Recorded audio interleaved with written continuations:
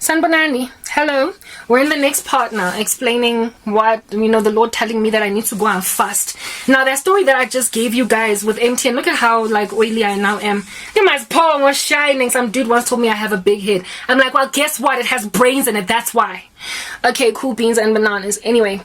And since here, wait again, I'm gonna slap it until it lands in Antarctica and freezes to death. I don't know why it's not leaving the room fast enough, you guys.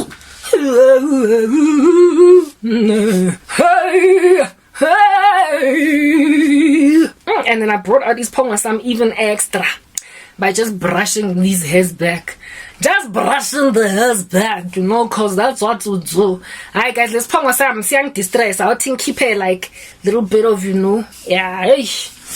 Shapeka, maybe sang this thing. Ka the edge. Yes! Edges. Lay my edges until such time that I don't look like a patty mas parko. Anyway, you guys. Alrighty, look, I'm gonna do this part and then I'm gonna go in the house and wash my hands and clean up the floor, and then I'll come back and finish the rest of the story. Since I'm already in this part, we might as well just talk about it. So I did let you guys know, hey, hore, that God told me to fast, and I was like, I fasted in the beginning of my suffering. I was just always hungry, even got emaciated. I'm not gonna fast. And the prophets of Baal are the one that keep on scratching themselves with no sacrifice falling from heaven. Man, God, you don't care about me. You're just sitting in your throne over there, priding yourself in the fact that me, I'm suffering, and you just want me to keep on cutting myself with the prophet of Baal. It's a yoke. It's not easy. It's not a burden that is light. You promised it's a burden that is like, yeah, I'm out here mumbling and grumbling to God. And then the Lord is like, Karabo, I did not disregard your fast. It was a holy and acceptable sacrifice to me all those years ago. Neither did I disregard uthandaza kwakho in tongues. I got to a point where I even undermined my tongues, guys. I thought that I maybe had tongues of demons, or I was just blabbing, hey? Saying danampututu the whole time. And it's nothing that is comprehensible, no language that makes sense at all. I got to a point of thinking that I don't have real tongues. And I got to a point of thinking that maybe, it's written in God's word that the prayers of the righteous are a fragrance to the nose of Emmanuel, but the prayers of the wicked are an abomination to him, right? So I was like, am I wicked? Is there something in me that's wicked? Am I not born again? Am I wicked? God, just confirm to me if I'm wicked so I can just get born again already. If I didn't do it, then please, I want to do it. I got to a point where I thought I wasn't saved. That's why my prayers aren't getting answered. Guys, Yazi, yeah, stuff like that. And the Lord told me just izolo, last night when I was lamenting against fasting again.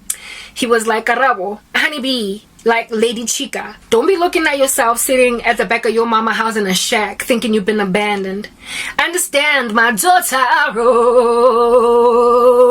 you have been kicked out of homes.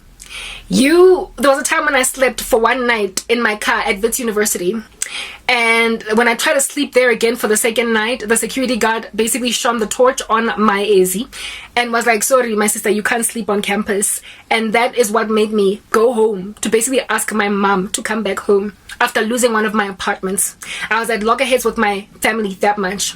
I still continued to write in my blog, and I still continued to upload videos on my YouTube channel. And because my mom had participated in the mutiny against my life, my whole family, they were like, you either stop writing and you either stop doing videos on YouTube, you stop basically this thing that you call your Christian ministry, or you're gonna find yourself homeless. And I carried on.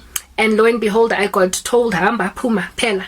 At the time, my dad was living in a retirement village of which I had set him up in. And I went there, and he, after a week or two of being with him, gave me attitude and passed me shade. And I was basically facing homelessness. But when I came back, begged, groveled, I had to beg, I had to grovel, I had to mokolo out of my ears for my mom to let me back in. And she did.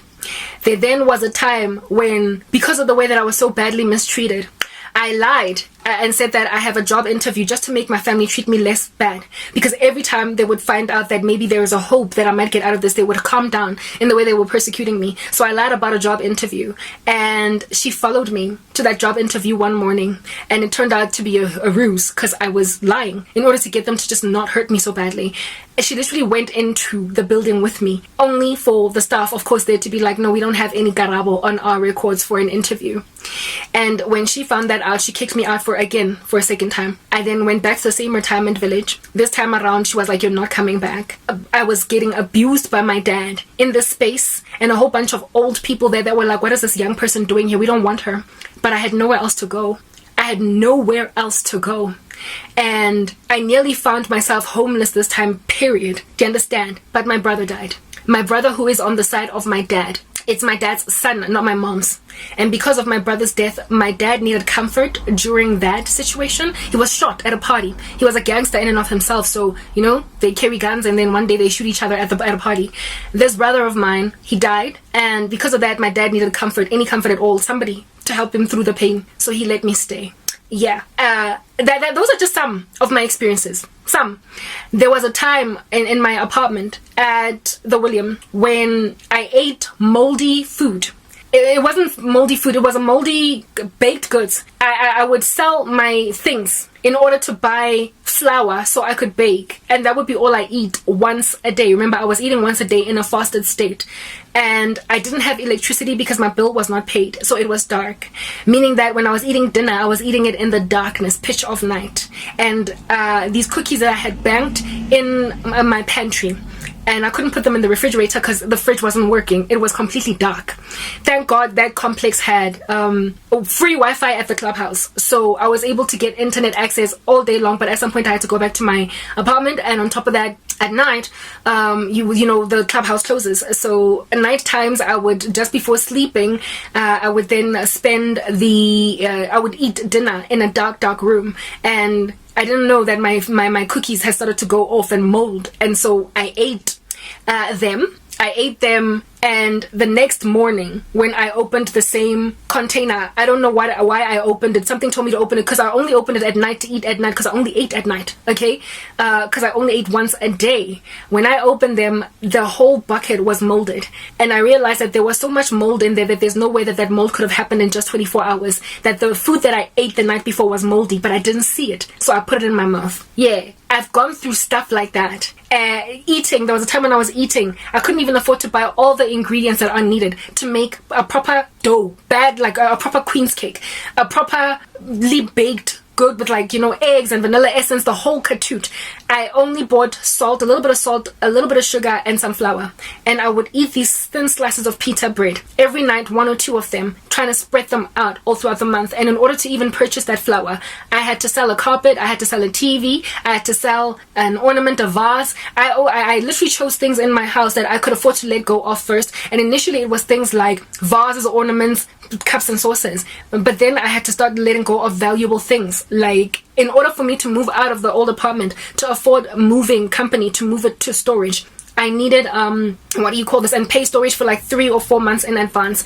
I sold my flat screen smart television. Yo guys, yazzy. Anyway, but to eat, I sold things like vases, namakapet, the mirrors in my house, little ornaments and what have you, just to eat. And even the food that I was eating wasn't a full meal. It was these little thin pita slices. I was emaciated, guys. And there's footage of that. You've seen it. There are shorts that I did to show you how skinny I was. Yeah. And the light that you're seeing me recording in the back of was all natural, because at night there was no electricity. Yo. Alright, next part.